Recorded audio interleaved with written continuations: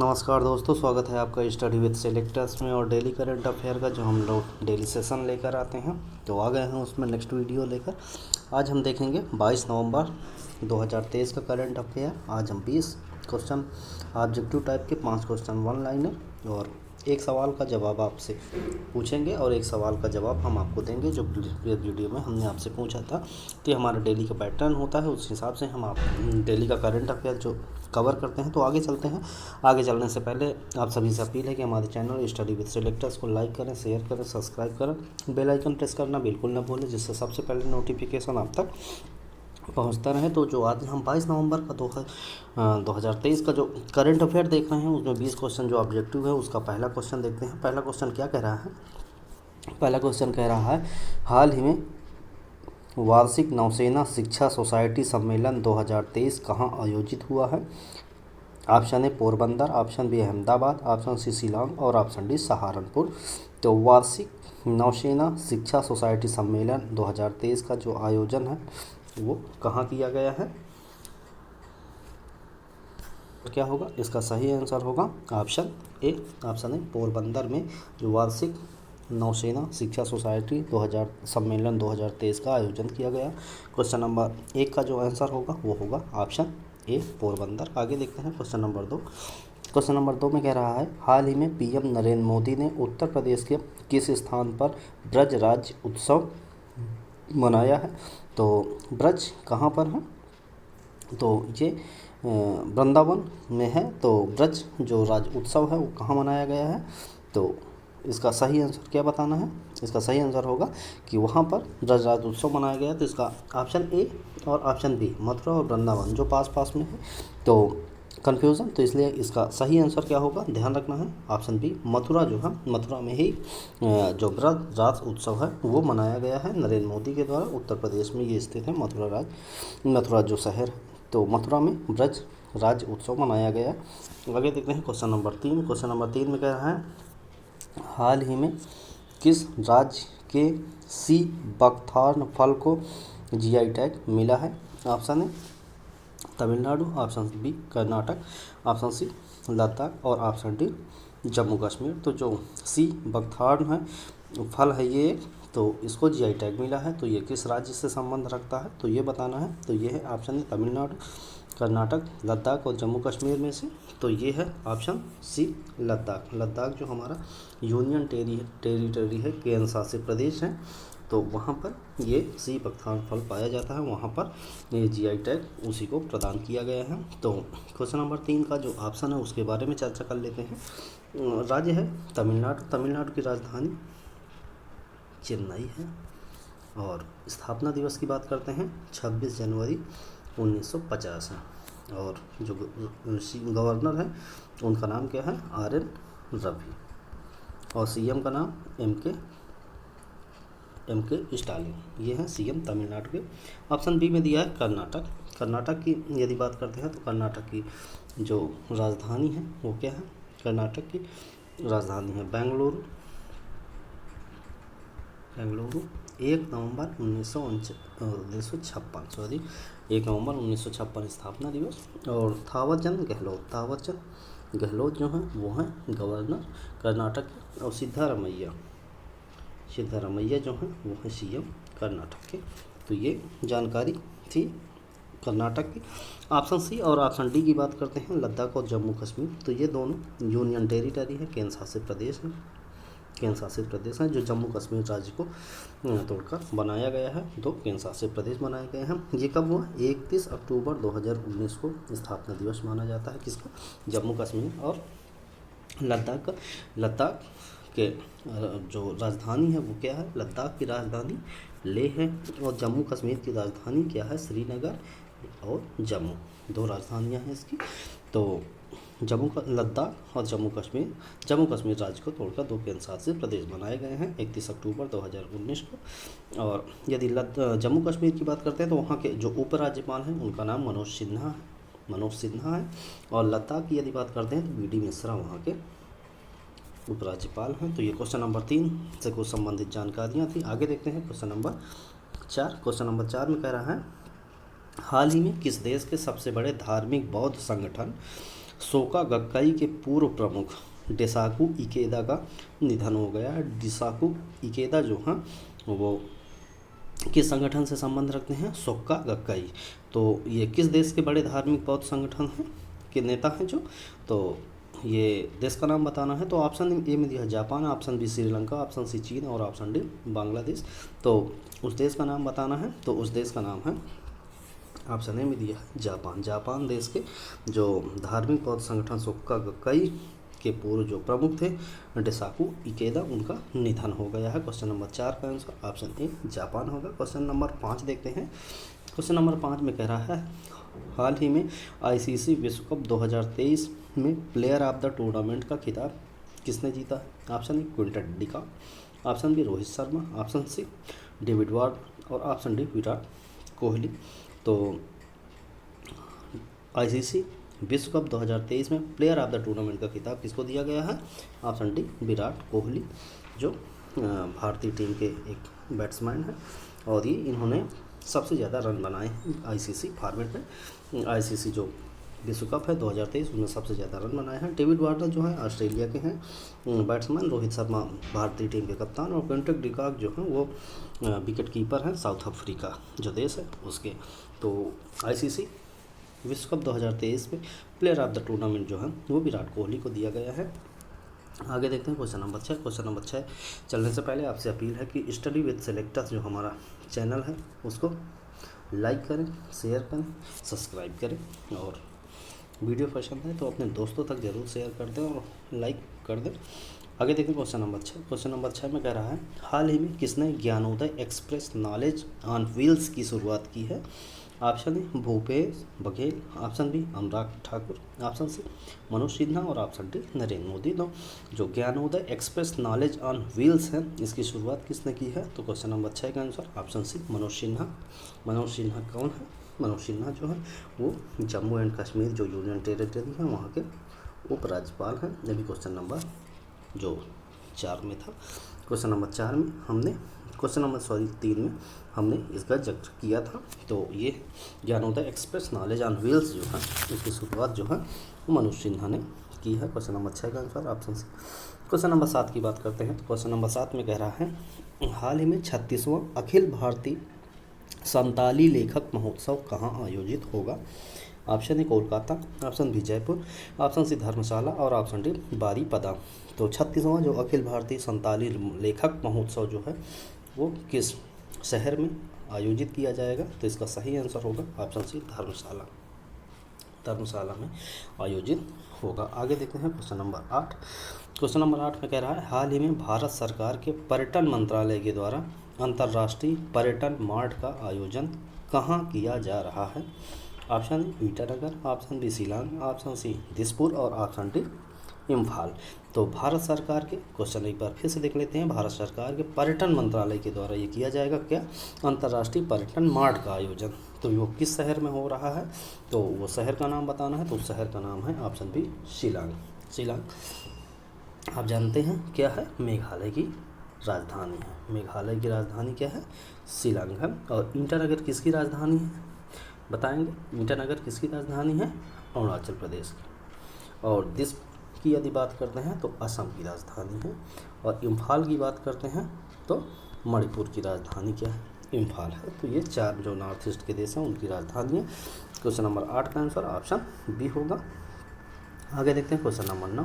Question number 9 में कह रहा है हाल ही में अफ्रीका औद्योगिकीकरण दिवस कब मनाया गया है? ऑप्शन है 15 नवंबर, ऑप्शन बी 12 नवंबर, ऑप्शन सी 20 नवंबर और ऑप्शन डी 14 नवंबर। तो अफ्रीका का जो औद्योगिकीकरण दिवस है वो कब मनाया गया? इसका सही आंसर होगा ऑप्शन सी 20 नवंबर को अफ्रीका औद्योगिकीकरण दिवस मनाया गया है। क्वेश्चन नंबर 9 का आंसर होगा ऑप्शन सी।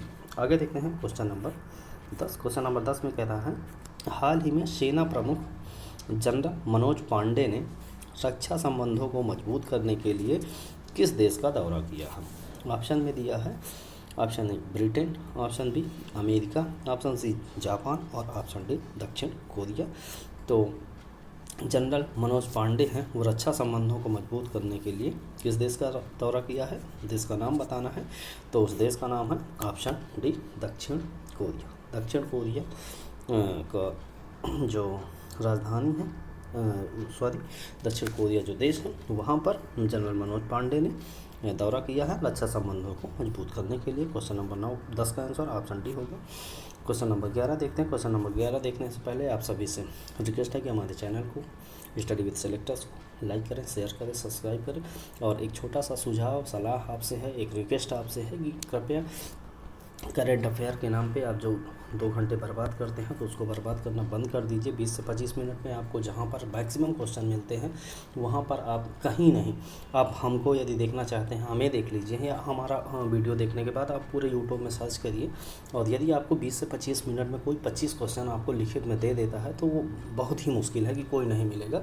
और हमारा जो क्वेश्चन है उसको पढ़ने के बाद आपको कहीं से भी क्वेश्चन यदि देखने को मिलेगी वो नए क्वेश्चन कहीं से नए जनरेट नहीं होंगे। हर जगह के हमने क्वेश्चन इसी जगह कवर हो जाएंगे आपको एक बार यदि आप देख लेते हैं। तो कृपया हमारे चैनल को लाइक करें, शेयर करें, सब्सक्राइब करें, हमारा सपोर्ट करें। हम आपके लिए बेहतर से बेहतर कंटेंट लाते रहेंगे।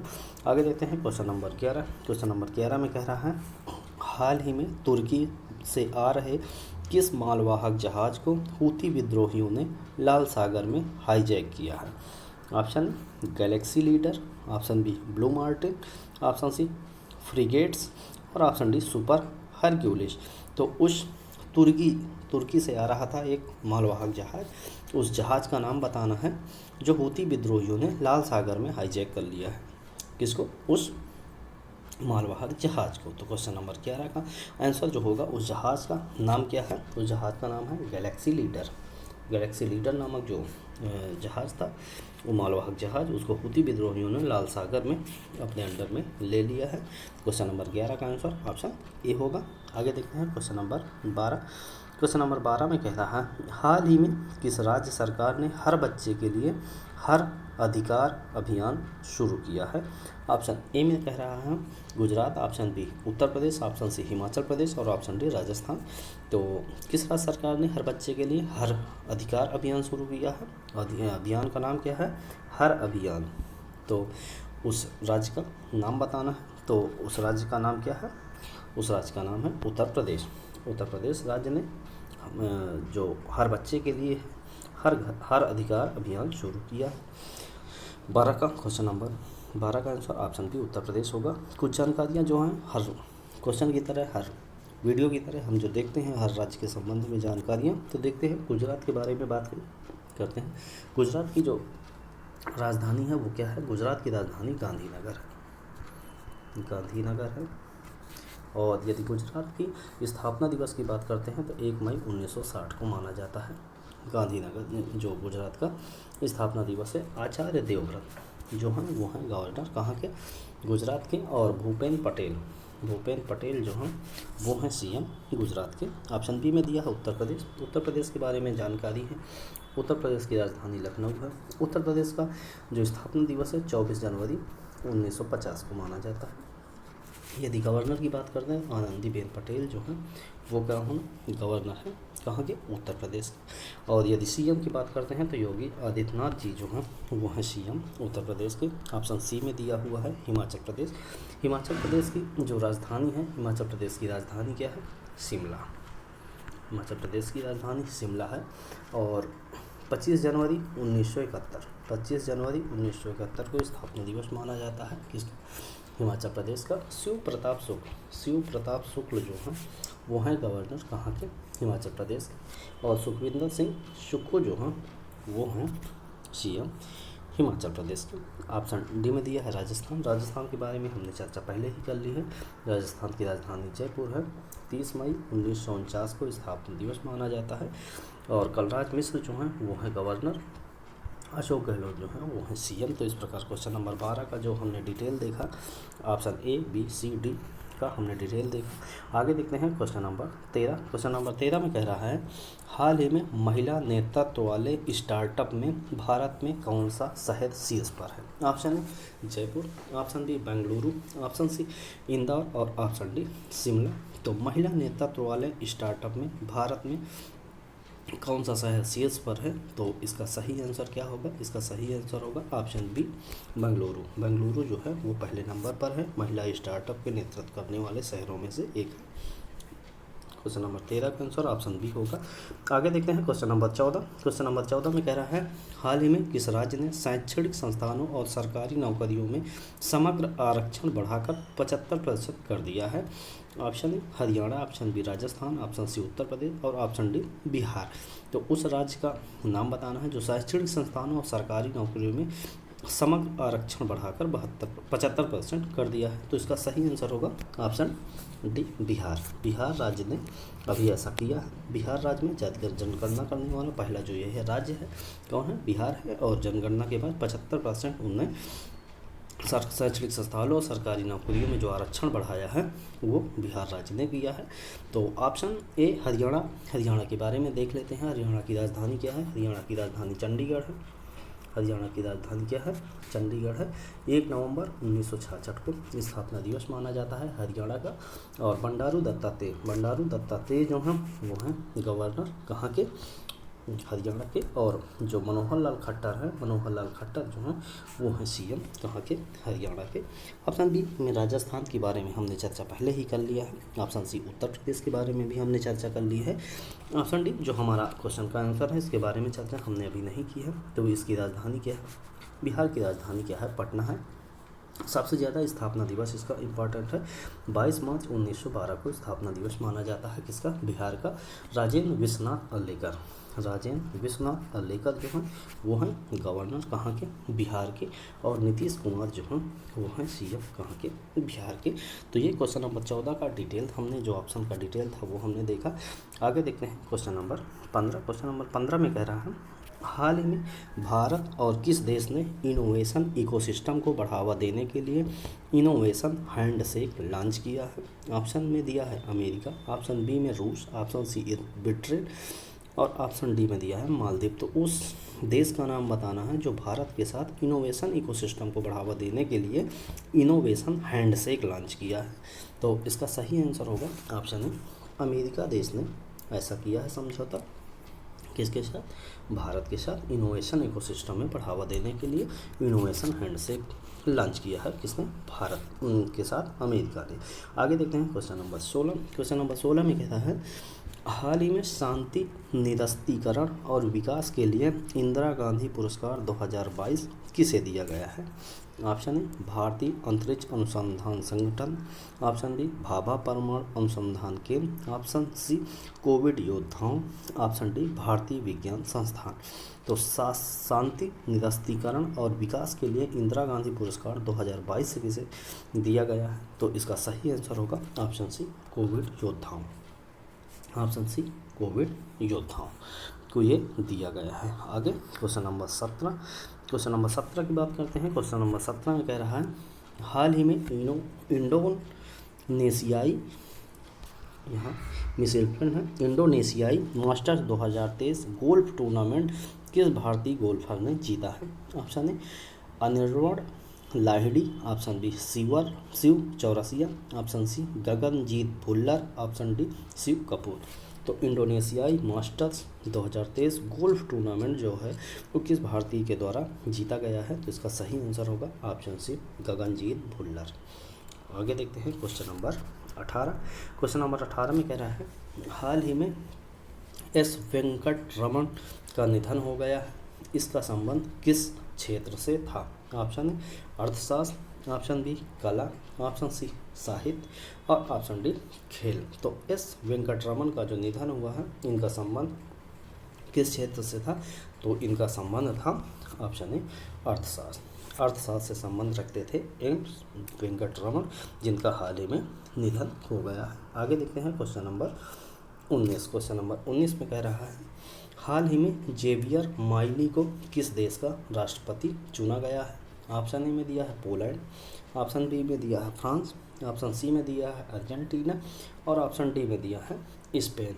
तो जेवियर माइली को किस देश का राष्ट्रपति चुना गया है ये बताना है। तो इसका सही आंसर होगा ऑप्शन सी अर्जेंटीना।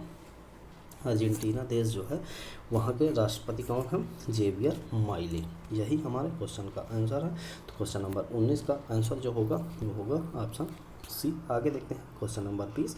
आज का ये जो क्वेश्चन नंबर 20 है ये हमारा ऑब्जेक्टिव टाइप का जो क्वेश्चन है वो लास्ट क्वेश्चन है। तो देखते हैं क्वेश्चन नंबर 20 आज का।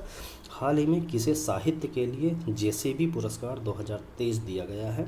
Option A Sandeep Jain, option B Madhuri Vijay, option C Manu S Pillai और ऑप्शन डी पेरुमल मुरुगन। तो साहित्य के लिए जेसीबी पुरस्कार जो दिया गया है 23 वो किसके लिए किसे दिया गया है? इसमें दो क्वेश्चन बन सकते हैं कि एक तो क्वेश्चन यही है कि हाल ही में किसे साहित्य के लिए जेसीबी पुरस्कार दिया गया है।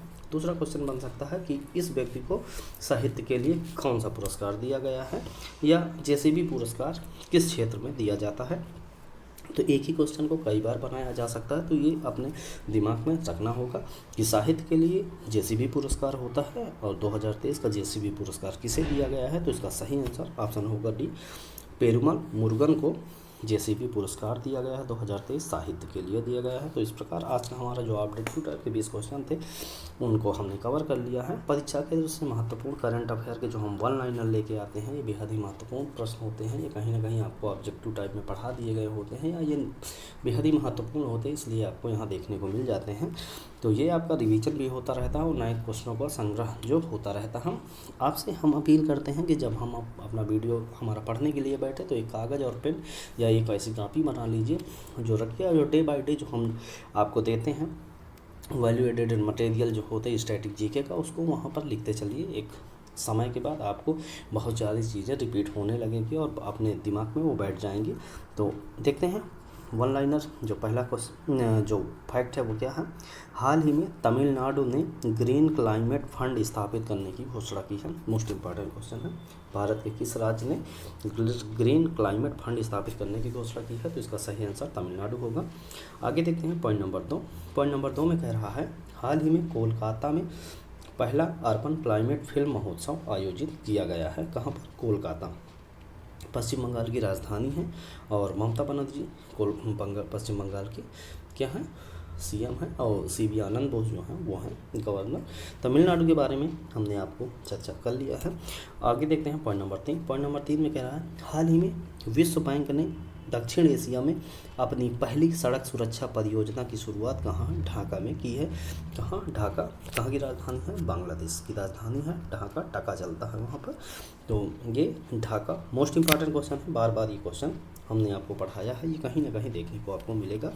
आगे देखते हैं पॉइंट नंबर 4। पॉइंट नंबर 4 में कह रहा है हाल ही में सुप्रीम कोर्ट द्वारा ऑनलाइन पोर्टल सुस्वागतम लॉन्च किया गया है। अभी कुछ दिन पहले जो पेट की परीक्षा हुई उसमें ये क्वेश्चन पूछा गया है और ये हमने कम से कम 4 से 5 बार आपको ये क्वेश्चन पढ़ाया हुआ था। तो आगे देखते हैं आज का हमारा जो लास्ट क्वेश्चन है वन लाइनर के रूप में। तो देखते हैं हाल ही में अन्नपूर्णा खाद्य पैकेट योजना जो है वो राजस्थान में शुरू की गई है। कहाँ पर? राजस्थान राज्य में शुरू की गई है। कलराज मिश्र जो हैं वो हैं गवर्नर और सीएम कौन है?